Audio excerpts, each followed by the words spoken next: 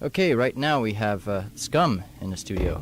Hey, hi guys. Hi, How you doing? Okay, so who are we talking to? Okay, this is Jim Ross to my left here, the lead On guitar the, player. on the left speaker, Jim. Yeah, and this is Pat. Pat. Okay, and Pat, are you you're the vocalist? Yes, I am. Ah, the new vocalist. The new one. That must be difficult coming into a group established like SCUM and sort of being the front man of the band, really. Yeah, it is kind of difficult to compete, I guess, with Anthony, but I'm not really there to compete. I guess I'm just going to do my own thing, you know, hoping that people will like it, because it isn't the same. Yeah, As far as... Go. No, you take it. As far as the old song goes, the old songs, they're still pretty well the same, but, you know, for those of you who are going to see us on Saturday night, you know, it has changed a bit, you know, just because of the new lineup and all. Yeah, what is the how has the lineup changed? Well, there's myself, the additional guitarist, so now we've got two guitars, and we've got a new bassist, Keith Ambrose, really good bassist, and Michel, and you better pronounce his last name. Michel Lavasseur. Lavasseur. From the East End, yeah. And of course George Pearson, the remaining member from the original SCUM. Okay, so George is the only original member. Yeah, he's the only one now. Well, I was in the lineup before it broke up, Mm-hmm. but after that, I guess, I don't know if you want to call me original or not. I'm certainly not an original member, but I had been in the lineup before Jean had left for the Nils. So had the group actually broken up for a while? Well, yeah, for about 4 months, George kind of got real depressed, and I tried to... Actually, our bass player, Andrew, was still remaining too. He was in the band for 2 years before I was, and me and Andrew had always talked about getting George back into it. Once we finally did, George, you know, we decided to not have Andrew in the band anymore for some reason or not. We didn't think he suited the style or whatever. Not so much me, but more George. Yeah. But I wasn't complaining too much. So now you're a brand new SCUM. Have you ever thought of changing the name just so to sort of get away with the old comparison? Get away from the old comparisons? Yeah, like I'd like to change the name, but I don't know what Jim thinks about it totally, but it seems that our bass player doesn't really care to, and George really doesn't care to change the name. Well, we're going to see how things go at this show. Yeah, this will sort of be the big trial, and see, you know, if people accept us as SCUM, or, you know, as a different band. Yeah, because it is pretty different now. But George still writes, you know, and the style is still there, you know, and he you know, it's not like anybody in the band before ever contributed to the band musically or lyrically. George did all of that. So, you know, if you maybe we could call the band, you know, George and SCUM or something. Or SCUM 2. Or SCUM 2. Yeah. The return of SCUM. Or SMUC. Yeah, that's what we were saying the other day. Just change the letters around. Do you ever... I mean, does it ever feel weird saying that you're SCUM? It does sort of for me, because I'm the newest member right now. I've only been in the band now for like 3.5 months, and it's kind of weird right now because, you know, there's been so much happened before I was in the band, and now I'm just sort of the new kid on the block, and it's, you know, I'm just wondering whether people are going to accept that as, you know, all these new members, and people will really, you know, get into it the way they did before. Yeah, it's quite a lengthy reputation. I mean, yeah, it's a lot to live up to. That's for the things that happened in the past. Before, when I'd first joined the band before it had broken up, it wasn't, you know, it didn't feel so weird for me because still, you know, a lot of the band was still there. Yeah. The only thing that felt weird for me is trying to, you know, get people to like me as much as they did Anthony, because I remember seeing shows of SCUM with Anthony, and, you know, he's definitely a hard guy to beat on stage. It's really, you know, he's energetic. He's been playing his songs for 5 years, you know. He really sort of felt for the lyrics or whatever. But in the newer songs, that's, you know, more where the whole new band style is going to come out, because all the new songs have been written by, well, actually completed by the whole new band, even though they were written by George.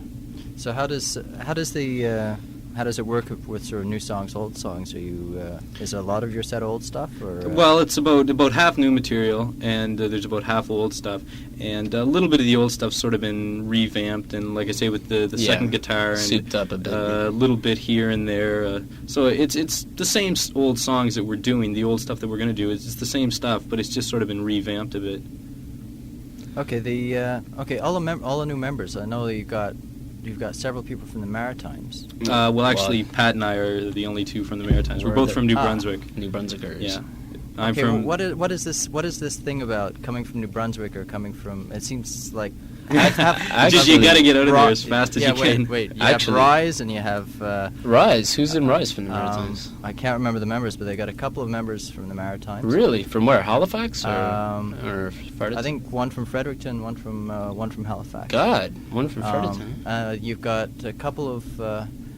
You've got, I think, some people from Newfoundland in Fair Warning. Is it now? Fair Warning's reforming. I don't know. They're everywhere. I mean, everywhere I turn, there's. Failsafe. Obviously, there's a couple of people from Halifax there. Okay. Well, I'll tell you one thing about me living in the Maritimes. For the whole time I was there, I lived in the Maritimes. Actually, I lived in Montreal before the Maritimes with my parents. But when we moved, we lived there for about 7 or 8 years or something like that. And the whole time I was down there in the scene, I lived in Halifax first before I moved to New Brunswick. And everybody was talking about Montreal. There was these two guys, Steve Smith and Ewan McDonald. Ewan played for Fair Warning. Mm-hmm. They were actually the first two who actually started the whole thing. They moved up to Montreal, and several, after the years to come, everybody was like, hey, Steve and Ewan did it, let's do it ourselves. So when I moved to Fredericton, nobody had any real desire to move out of Fredericton, and it was kind of bogus. But I don't know, I guess after a few people did it, Is there a scene happening in sort of Fredericton? And I know that there's a new record label there, TDK. Yeah, it's kind of a joke. The people, I'll tell you something about the people who run DDK, the alternative record label. Maybe I shouldn't slander it on the air, but when I first moved to Fredericton, I was listening to all these bands and stuff. There were those people, and they were calling me a freak and stuff, and now they're into it. It just kind of pisses me off, Kind of, they've jumped into it a little late, but it's cool for everybody to get into it. I respect them more now. They're cooler. But when I first moved there, they had this New Brunswick mentality that is kind of weird. There is a scene. There's a scene in Fredericton, but it's not quite as strong as the scene in St. John where Jim's from, I don't think. People unite more in St. John. There's not so much backstabbing and talking behind each other's backs. But it's just really hard to get things going in these smaller places because you have a certain scene, but if you, like I was doing shows in St. John, and we'd have the same people come to all the shows, and they'd be really dedicated into it, but you just didn't have the sort of capacity that you need. We'd get, we'd bring a band from Toronto or something, and we'd get, 100 people, 150 people, and I'd lose money a lot of times and just barely break even. That's what we used to do. I used to put on shows with this guy called John Bosnich, who was the student president at University of New Brunswick. And he'd fund all the cash, and I'd get the bands, and we put on shows in the Student Union building at UNB. And they'd, hire 20 campus police, and it'd be, total, campus police standing around the thrash pit, and anybody who bumped into them was, beat them up and take them outside. Sounds like Concordia security. Oh, yeah, is that what it's... I don't know, really. I never... Wait, I'm getting a message here. It's nothing important, is it? No, I didn't think so. Okay, though somebody does want to know if any of you guys are from the States. Well, George was born in California. Yeah, he was born in California. But he's not, that's it. He's not really an American, though. Not even a Well, actually, he's got dual citizenship. Oh, yeah? Yeah. But it doesn't help us getting through the border Yeah, at I was just about to say. Yeah, we tried to get through the border, and that doesn't mean a thing. Yeah, George, there was actually 3 people when we tried to get across the border who had dual citizenship. Dave, this guy who was sort of going to road manage for us, and one of the drivers who lived in West Virginia for a while, Dominic. He's from Fredericton too, actually. They all had dual citizenships, and they refused us all. Well, they took away Dave's citizenship for some reason or other. I don't know. Oh, great. But you say that everybody was talking about Montreal when you're in Maritimes. People weren't talking about Toronto? Well, I'd always, I used to run away a lot when I was down in Fredericton because I hated it, and I hated my parents at the time, and I came up to Montreal, when I was 15, and hung out here for a while, stayed with Ewan from Fair Warning and stuff, and saw a lot of shows, and I thought it was really cool. And I'd go back there and I'd tell people about it, because there was also different scenes, people would be into the Cramps. I was saying, hey, yeah, there was this Cramps show there, and all this. People go, really, So people just, started visiting it. And they didn't, at times people think, it's too big, it's a big city, but it never bugged me. I was always into bigger cities. And actually, a good example of somebody who really hates Montreal is my friend who was in this band from New Brunswick called Neighbor Watch. He came up to visit me once, and I met him at the train station. We hopped on the metro to go to my place in NDG, and we got mugged, and he got stabbed in the leg. First 2 hours he was in Montreal. Oh, lovely. Yes. So it was kind of bogus. He never wanted to come back to Montreal after that. But you guys are in, like, you guys moved, did you guys move to Montreal to be part of SCUM, or did you guys move to Montreal? Well, see, and I really never had any desire to move. I always wanted to move, but it's just I lived with my parents, and I used to have a record store in the Maritimes and had a pretty cushy sort of scene down there, and I never really wanted to move. And then one day Pat called me up and said, come on up and join SCUM. And it's like, well, yeah, I guess. And I came up here, and don't think I'm ever going to move back now, because it's a lot more happening up here. I sort of had I always had the desire to move to Montreal before. I could just never get the cash together, or I could never really get the reason to push myself out of there, because it's kind of a pit, when you're there. Yeah, you can sort of get hard sucked, to crawl out of. Yeah, sucked into the comfort of living, in total, clean, I don't know, whatever. But when Andrew had called me up and asked me to come up and try out, I freaked, and I did it, and I went back, and they called me and told me I was in, so I cruised up, no problem, with no money, got a job and stuff. Took a while, but Okay, we got the new demo here. This is the Hell mix. Yeah, well, the reason that's labeled that, I did that, it was just sort of a joke, but I guess it's been permanently dubbed that now. Yeah, it seems to be everywhere. Yeah, well, that's everywhere that it's being mentioned. It's called the Hell mix, but it's really the reason for that is we did this at McGill University, and it was supposed to be a demo that we were going to send around. And it was supposed to be mixed properly by this chick called Barb. Barb's her name, Barb. And she really didn't do a great job. She just did a quick rush job. Yeah, and it never turned out the way we wanted, so we've just been using that. He's getting attacked by the walls in here. Fuck, man, what is this hell insulation, man? So it never really came to our... Only the best quality asbestos goes into the walls. So you just die in a few days. God, I'm bleeding. So it never really lived up to our expectations, so we're just we're trying to use it as best as we can, and we've had a bit of airplay with it, and hopefully a lot more, so if anybody out there wants to hear it or play it. Okay, well, we're going to play something here called Gods of Blood, I guess. But this does give a good indication of what your sound. Oh yeah, this is the newer sound. All three of these songs are the newer sound of what we're doing. Even the two we've written after this are even different from these ones, So. Okay, well, we'll give it a shot. People, if anybody got any questions they'd like to ask SCUM, you can phone up 848-7400. Please phone during the song, not when we're talking. Okay. Jeez. Do you mind if I take this?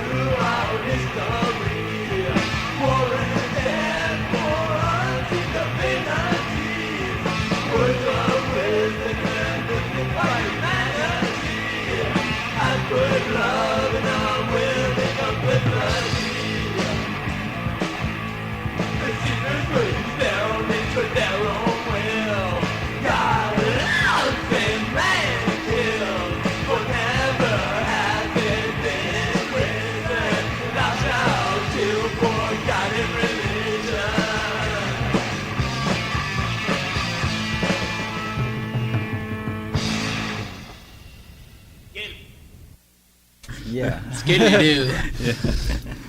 I like that. Smooth ending. Hey. Okay. Now, that's a new sound. It sounds pretty much like the old Scum to me, with obviously a new vocalist. Yeah. The style is definitely still there, you know. Is there like a conscious effort, or is it just because George is writing the song still? Or? Well, George had written all three of these songs before the band had broken up before, so it was around the same time that some of the newer old stuff was coming out. So he just never had a chance to put them together, I guess. But we don't, I don't feel it's a lot like the old Scum. It's just the production. Really, the sound that we got in that demo didn't turn out the way exactly we wanted to. Is there a sort of a noticeable difference in sound, or anything you could point out that the group is doing differently now? I mean, there is the two guitars, but is there any sort of difference in style, or? Well, the vocals, as you say, the vocals are definitely different. I think some of the music has progressed. I think George is writing. He's coming up with some pretty neat stuff now. A lot more riffier type songs.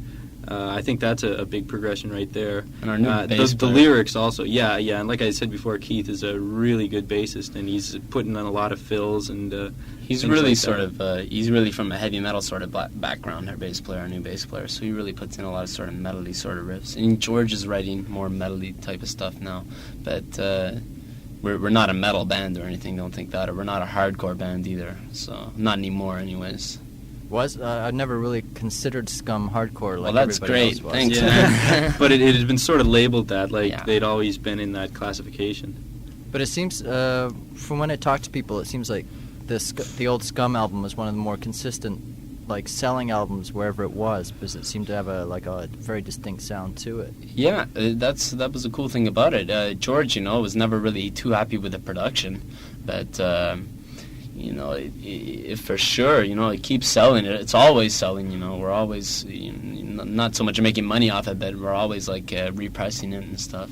Yeah. And just recently, we had it licensed in Europe and licensed in the States, so people are getting it for domestic prices over there, which is cooler, too.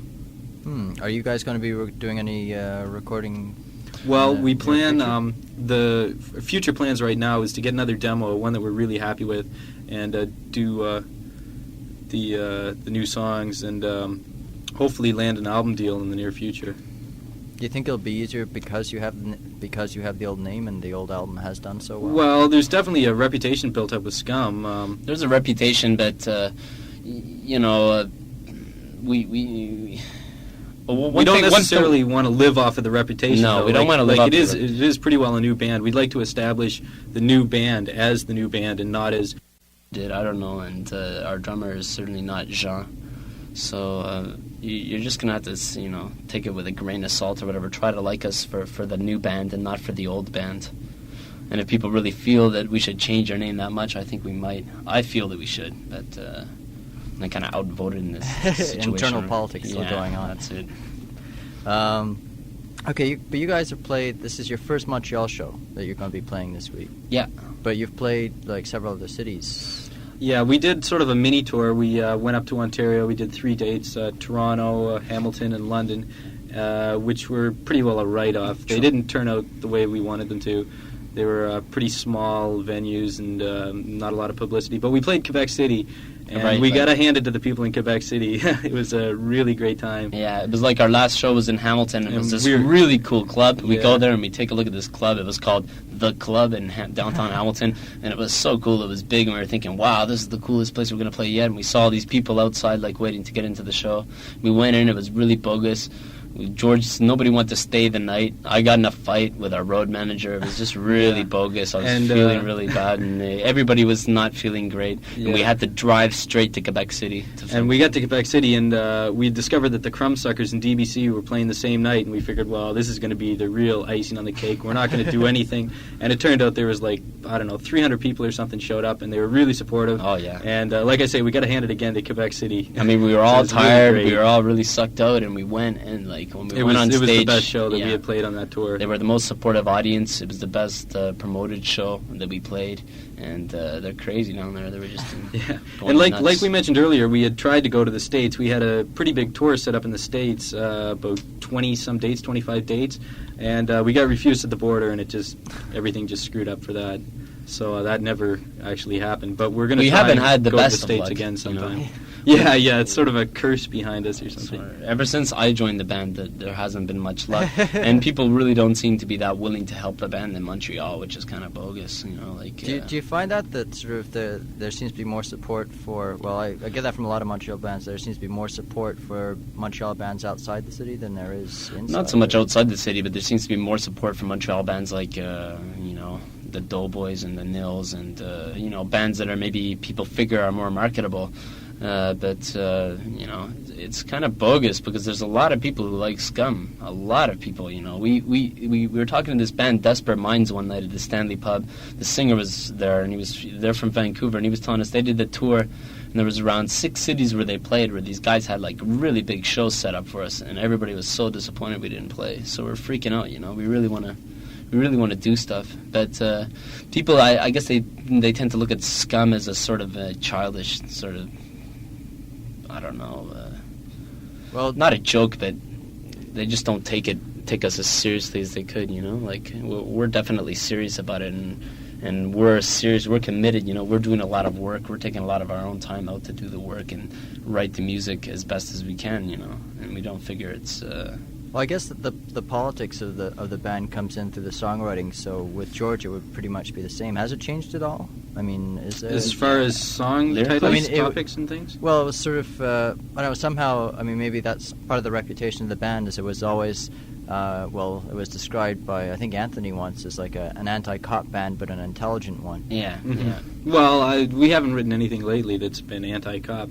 And like we were saying before... we really sort of want to lean away from that. Yeah. But as we said one time, you know, well, we don't want to change the name because it's not like we like cops now. But I mean, it's not... You don't have to sing about not liking cops to state that you don't like cops. Yeah. I mean, if we were to say, you know, we don't have that sort of background anymore. It's not going to mean that, oh, well, they've changed, you know, they reformed, they love cops now, you know. It's not that sort of way at all. But we're just, like George stated in Rearguard, he said it's just how much was it Mir? No, it was a Rearguard. Rearguard, okay. He said, you know, how many anti-cop songs can you write? Yeah, exactly. Which is so true. You know, so we're not going to spend all our time writing anti-cop songs. We've got a lot of other things to write about.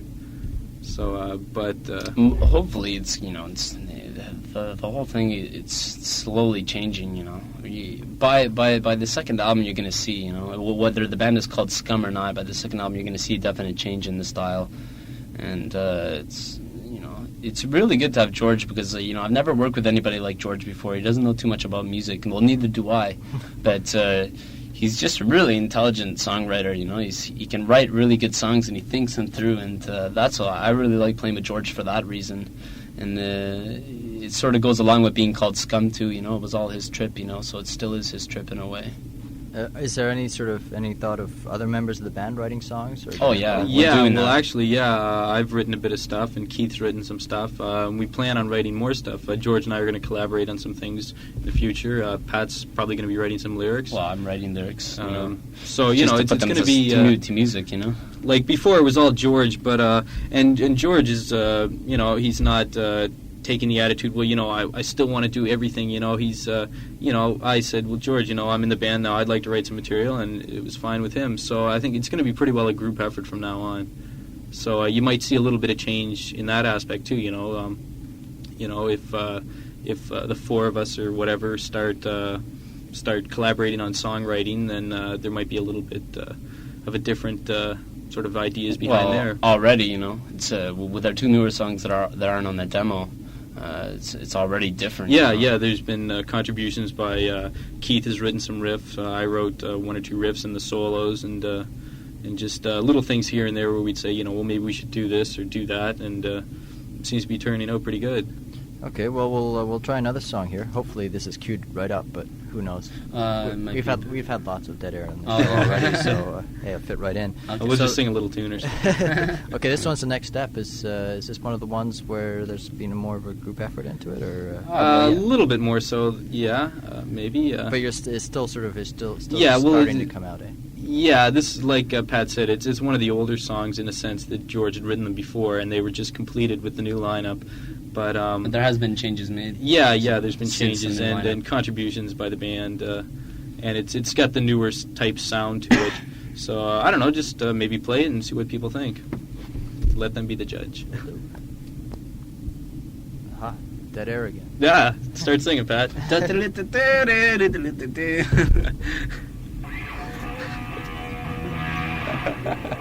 Hey.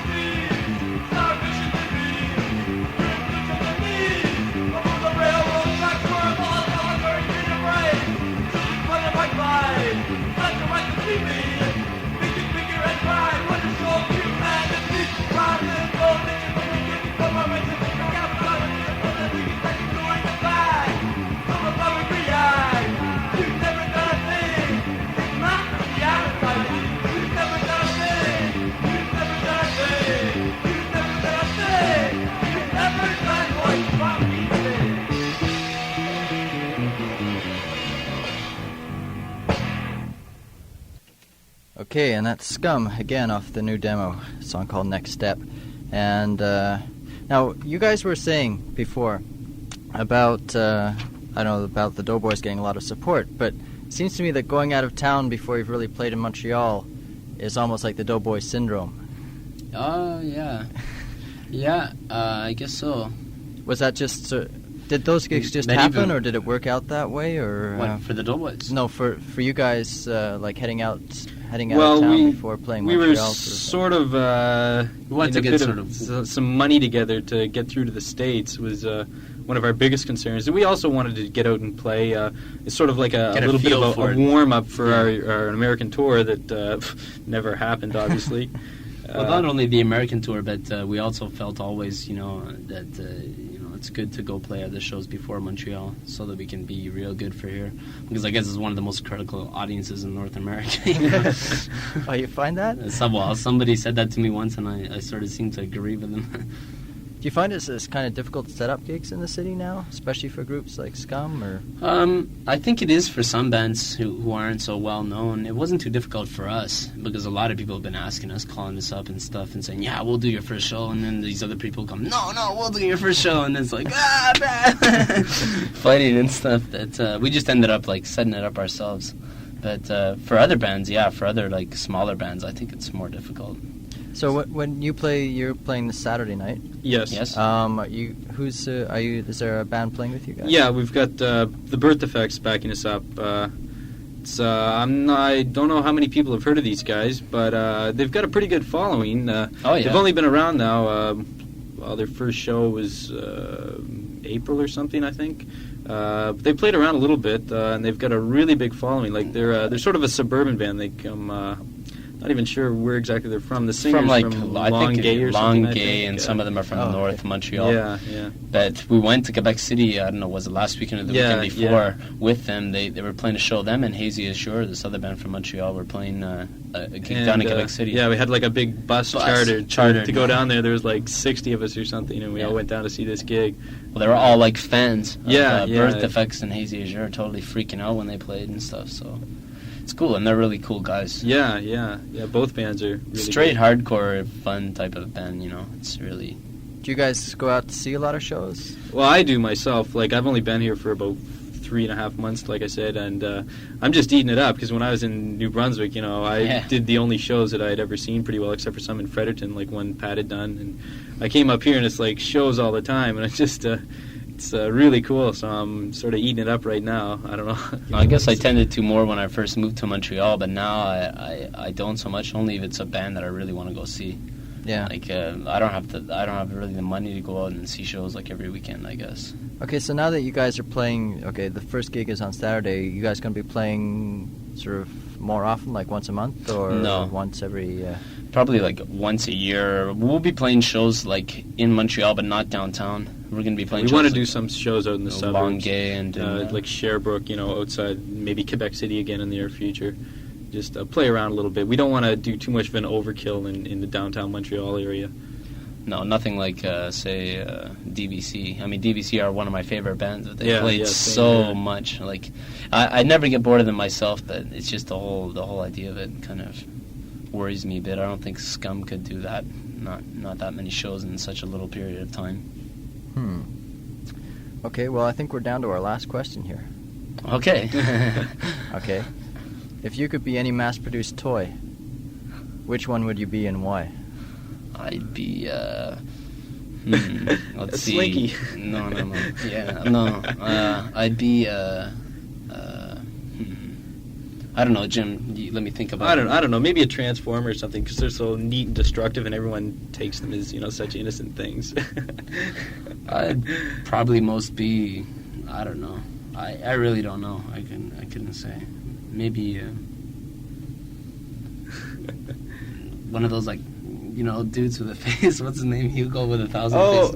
Oh, the little guy, the put in your hand, like the little anthrax dude? No. You squeeze him around? Well, you can squeeze him around. You can, like, change his faces and stuff, too, Oh, yeah? It'd be real discreet. Like Mr. Potato Head or something? Yeah, that's it. Yeah. No, not Mr. Potato Head. It's like Mr. Magoo or something like that. Mr. Magoo, no, that was a cartoon. Oh, well, you just have to mail in the... when you get the product name, you'll have to mail it in. Okay, so, well, we got one more song on the demo here. This is my favorite. And this is my favorite, My too, least I have to say. favorite. Really? Your least favorite. Your least favorite? Yeah. Well, I Stop it. had a lot of hard times with this song because they wanted me to do so many leads on it, and I didn't want to. And they said, you got to do all these leads, and I didn't want to do it, and it was a hard time learning it. And I learned this song, like, when I came up, I had to learn all this stuff. I had to learn, like, 3 songs really well in, like, a week. So, and this was one of the harder ones, and so I hate it. But this is like a faster song than I'm sort of used to hearing from SCUM. Old or new, really. Yeah, it's a bit faster, but some of our newer stuff tends to be like that too. Not speed metal though. It's No, it's not speed metal. around the speed that this is at, or maybe less. It's A little more up tempo, sort of. But it's not fast compared to most stuff out in the market now, or a lot of stuff on the market. Kind of a happy medium between the old SCUM and then You might say that. Yeah. Okay. Okay, well, thanks a lot. Okay, Yeah, well, thank thanks you for very coming much. down.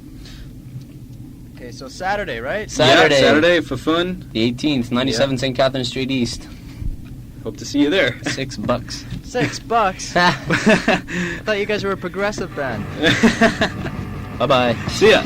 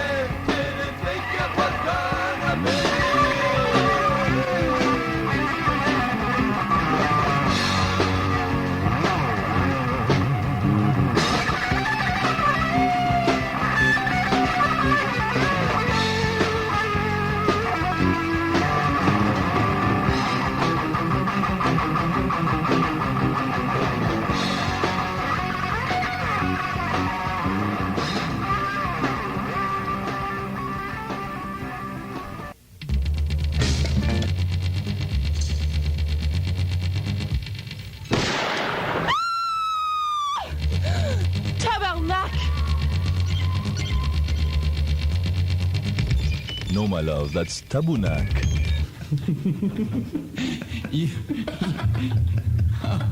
You Texans, you're so quick with that Western wit. Tune in to Tabunak Mondays at 7 on this very station. Music from all around this lovely world, even Japan, man. And the album feature compliments of Taboo discs.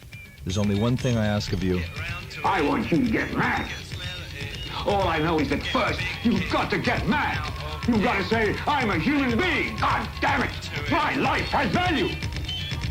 Get into it. More or less, if it isn't top 40 and doesn't have a commercial sound, we'll accept it. No matter what it is, I mean, if it's the sound of a lawnmower? You'd be surprised if you listen to some shows on CRSG. We have our industrial show. Well, he doesn't like to call it industrial, he likes to call it difficult listening music. And it's similar to what you hear in Brave New Waves late at night. And you'd be surprised. How do you do it? I mean, how scientific is it?